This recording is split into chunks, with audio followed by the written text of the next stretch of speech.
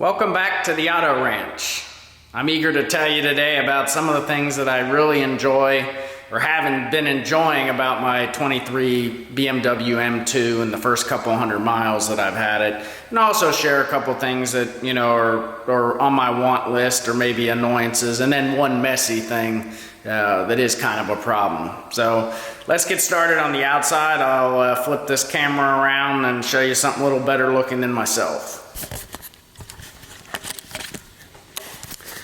So we've got the M2 in kind of its signature color, the Zandvoort blue, and this color is kind of, I admit it's probably a love it or hate it deal, but there's a lot of people who don't like the look of the new M2, but a lot of people, and I have yet to meet anyone who really doesn't like the color when they see it in person.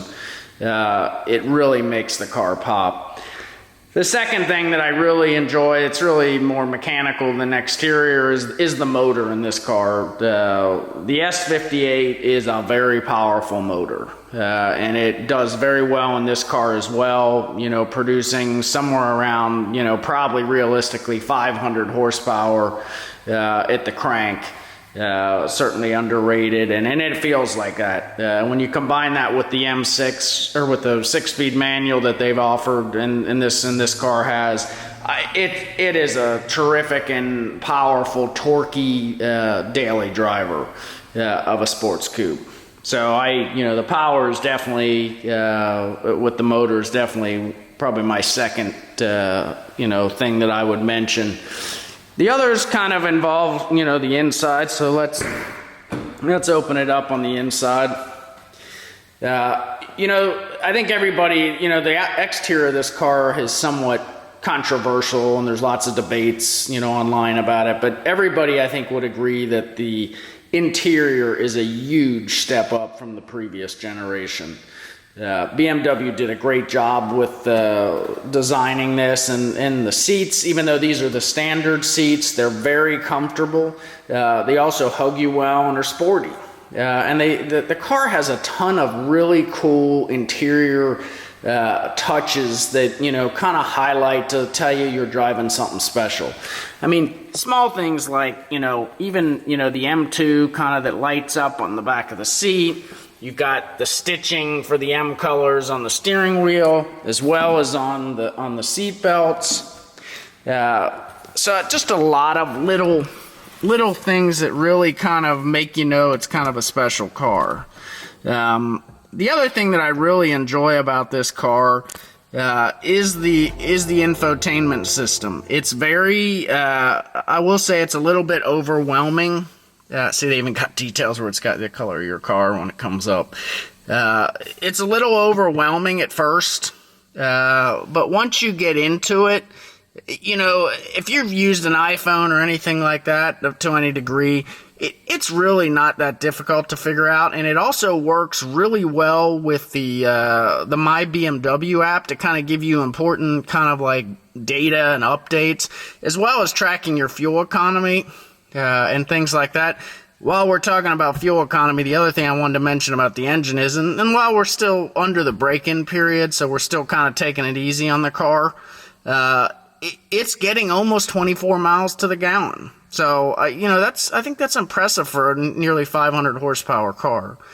So the interior, the technology in iDrive 8, once you figure it out, it is really a cool system, and there are tons of things that you can do with it. I'm still kind of figuring it out, but it is intuitive, like setting the radio presets. None of that stuff was really difficult for anyone who's really, like myself, that's used any type of iPhone technology or Android technology today.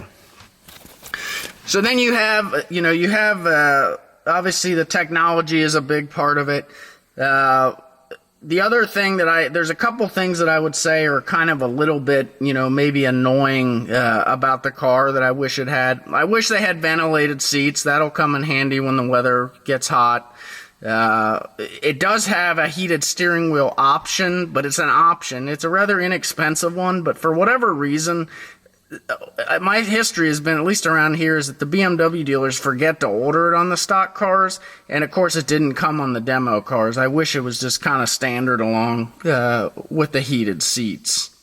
The other thing is kind of a minor thing, but you have these modes, road, sport, and track, and they adjust things beyond just, things like the heads-up, what's in the heads-up display, traction control, the safety systems. I wish you had the ability to have the tachometer when you're just in road mode. To keep an eye on sort of your engine speed.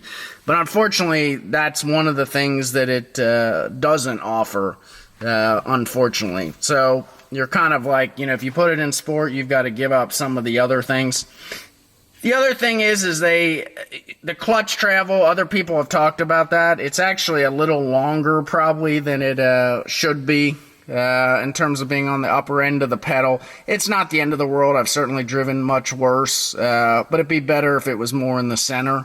But you do get used to it pretty easily. So that leaves us kind of the other thing that I did forget. Well, I'm thinking about it on the positive side that I do want to mention.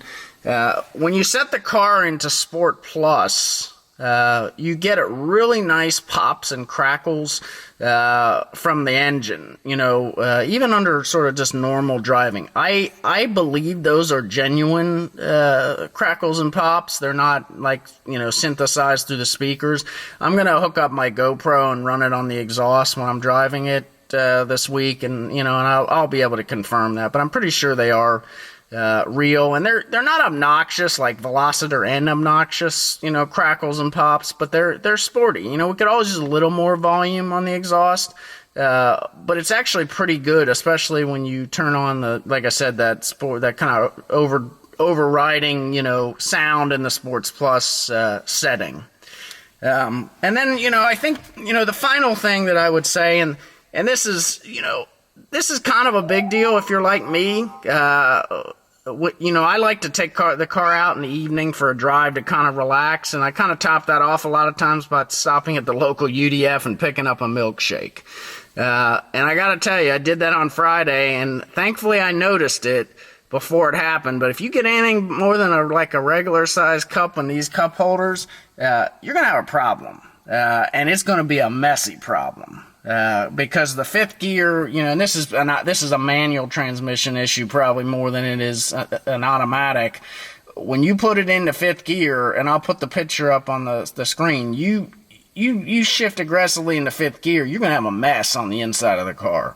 And my gut is, I didn't try it in first gear. It's probably the same thing when you go into first. You're probably not as aggressive going into first, but the cup sticks out of the cup holder because, like all German, we always are making fun of the Germans for not having, they're not used to designing cup holders for Americans' big cups. And to be honest, I don't drink a lot in my cars, but I do occasionally pick up a milkshake and bring it home and drink it in the garage. And that's just part of the highlight of the night. Silly stuff, but the reality is, be aware of it. If you've got a big cup and a manual, don't make that mistake. So those are kind of where I'm at right now with the car. Certainly we're at the point where we're still kind of figuring things out. But I do think so far I'm really loving the car and everything about it. There's a few minor annoyances, but we'll get a little further into it and see if that changes. But I do appreciate you clicking on the video and listening. If you found some of this entertaining or informative, I hope you'll consider subscribing and liking the video. If there's things you want to see about the car, certainly leave those in the comments. At this point, in my YouTube journey, every subscriber is important to me, and it's certainly a motivation to keep producing content that I hope is somewhat informative to the audience out there. So thank you for taking time out of your day to listen, and have a good rest of your week.